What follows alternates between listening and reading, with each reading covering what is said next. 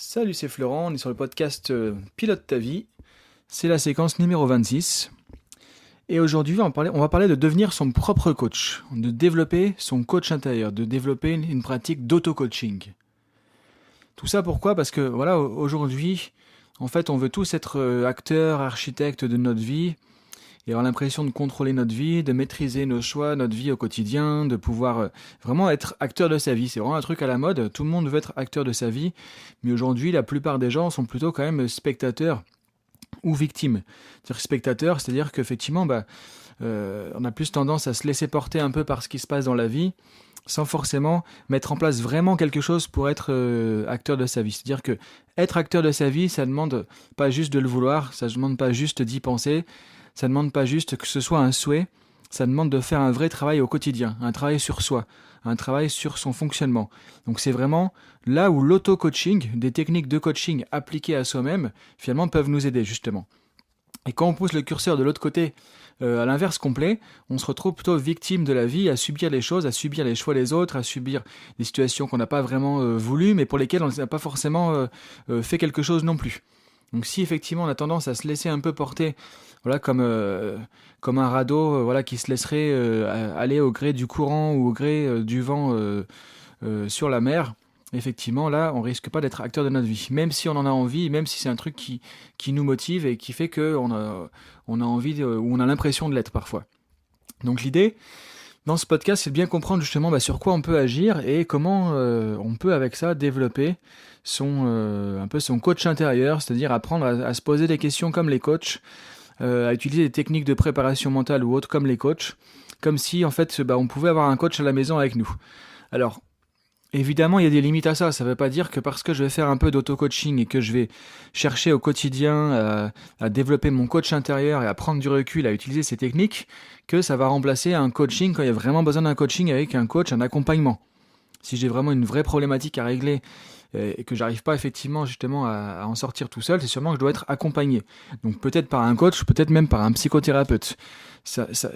Disons que l'auto-coaching ne va pas rentrer sur ce terrain-là. L'auto-coaching, c'est vraiment déjà d'avoir des outils pour pouvoir améliorer son quotidien, et devenir plus vraiment acteur de sa vie, plus acteur de ta vie et pouvoir avancer vers tes objectifs, vers ce qui est important pour toi. Donc te prendre plus facilement en main et de manière plus efficace. Parce que parfois on dit se prendre en main, je me prends en main, je suis responsable, je suis acteur de ma vie, etc. Mais en fait, qu'est-ce qu'on fait concrètement au quotidien? Des fois, pas grand-chose ou rien du tout pour ça.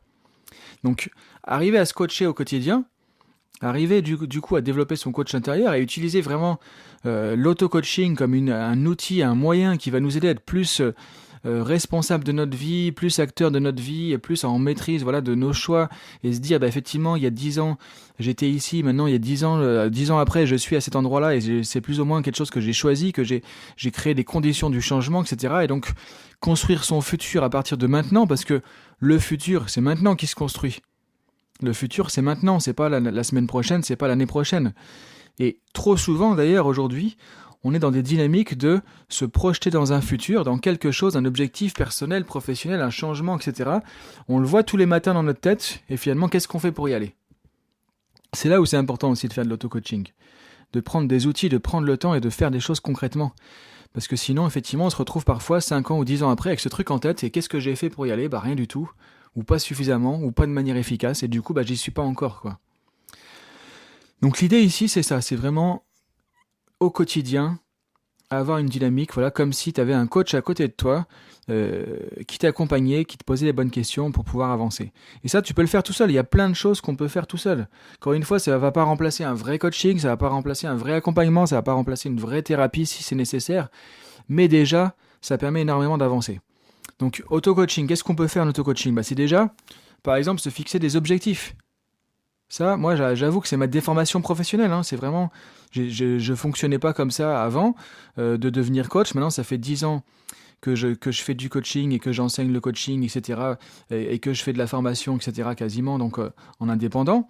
Ça fait à peu près, même un peu plus que ça que je fais du coaching, puisque j'ai commencé à pratiquer le coaching. J'étais coach certifié en 2005, donc tu vois, là on est en 2018, ça fait 13 ans. Et au début, je faisais pas forcément tout ça. J'apprenais des techniques, je faisais du coaching avec des gens, j'accompagnais les gens, etc. pas plus que ça, quoi. Comme un métier, entre guillemets, c'est l'heure de commencer, on va faire son boulot, on revient, c'est fini, et on passe à autre chose. Mais ce que j'ai appris à faire sur toutes ces années d'expérience aussi, c'est de l'appliquer sur moi vraiment et de l'utiliser dans ma vie, en premier même, je dirais. Et c'est ça qui est intéressant.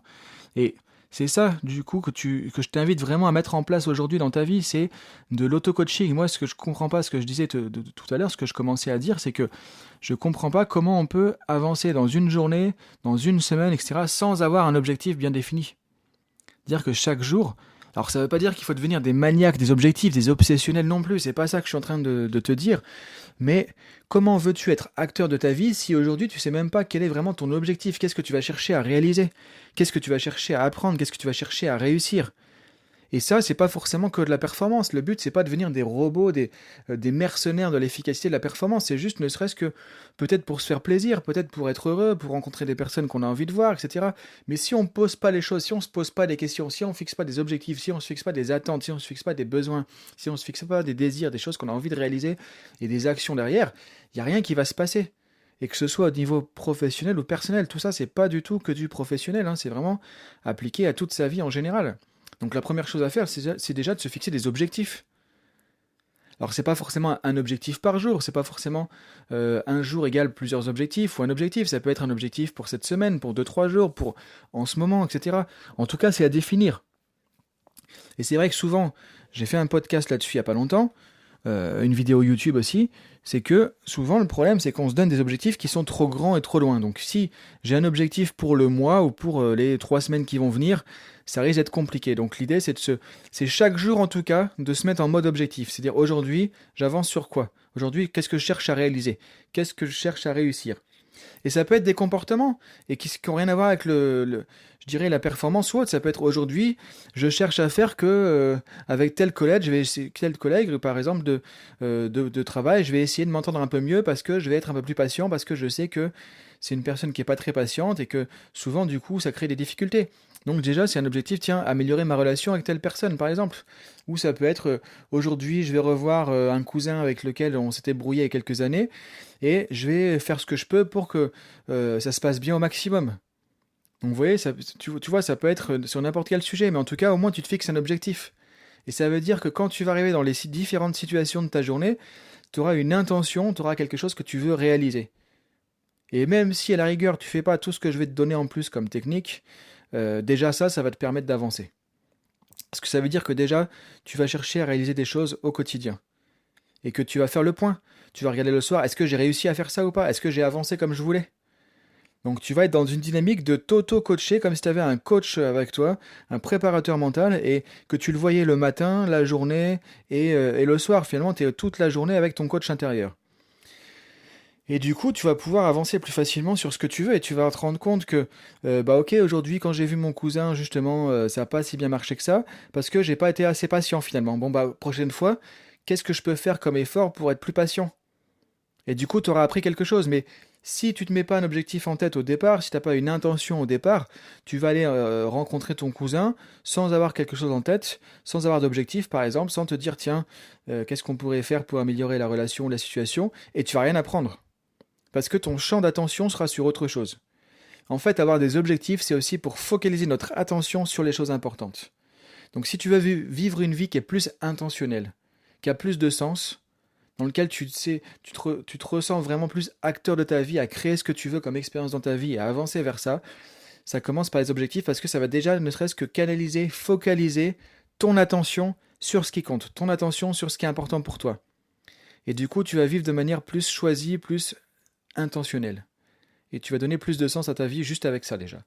Donc déjà, l'histoire des objectifs. Tu vas avoir déjà un objectif ou plusieurs objectifs dans la journée.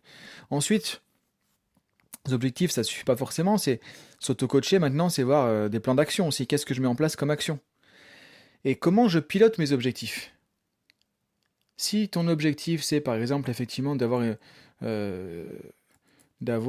bien géré la relation avec ton cousin aujourd'hui, ok, maintenant la deuxième question que j'aimerais te poser en tant que coach, c'est comment tu sauras que tu as réussi à faire ça?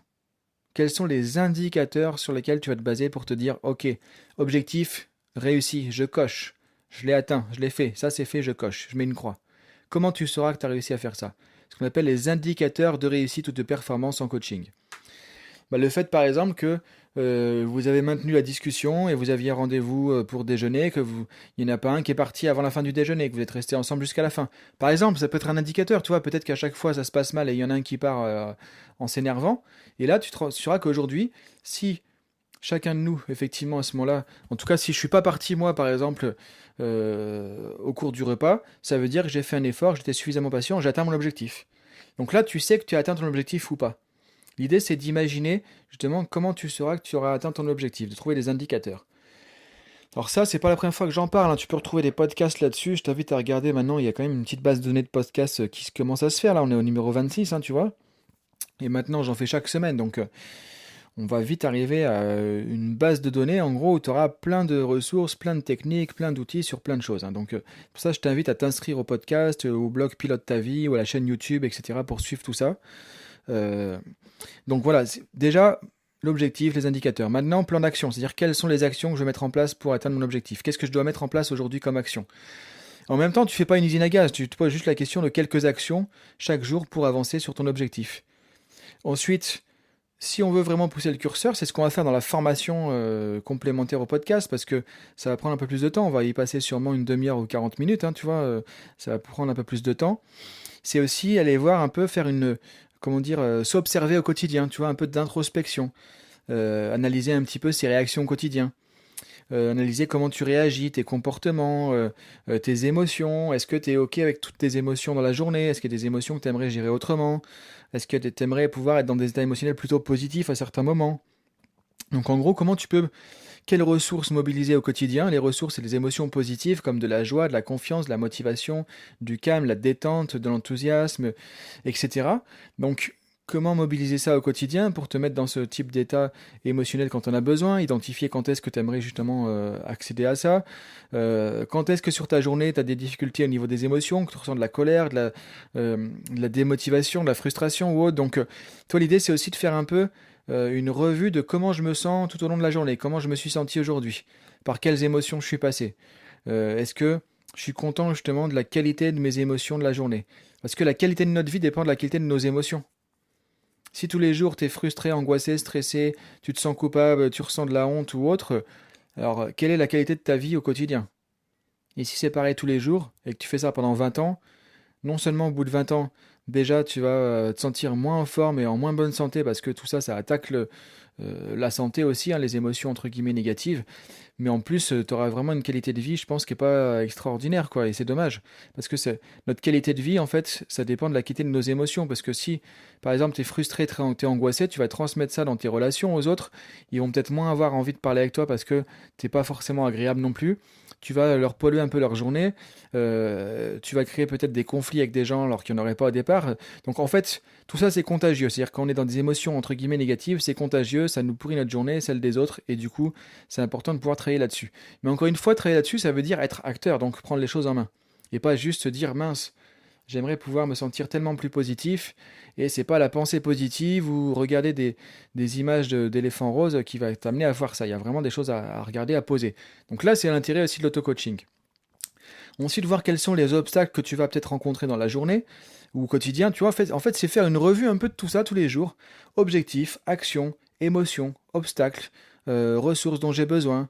C'est aussi travailler sur sa motivation, avec un petit peu de préparation mentale, comme dans le podcast numéro 25, où je te montre dans la formation aussi, bah, du coup, comment travailler sur tes images internes pour créer de la motivation, de l'envie, pour prendre du recul sur les difficultés du quotidien.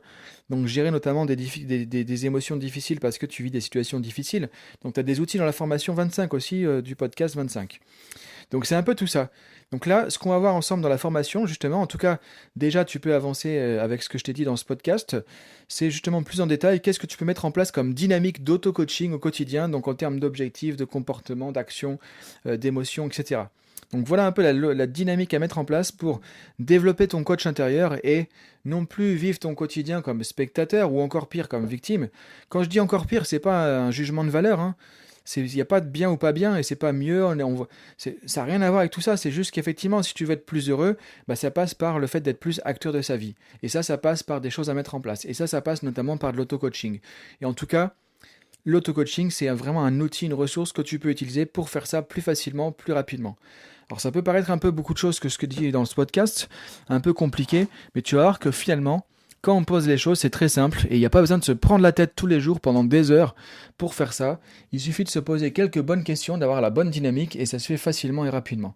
Donc voilà, je t'invite à regarder tout ça avec moi donc de l'autre côté tout de suite avec la formation complémentaire et je te dis sinon à très bientôt sur le podcast ou à tout de suite pour la suite.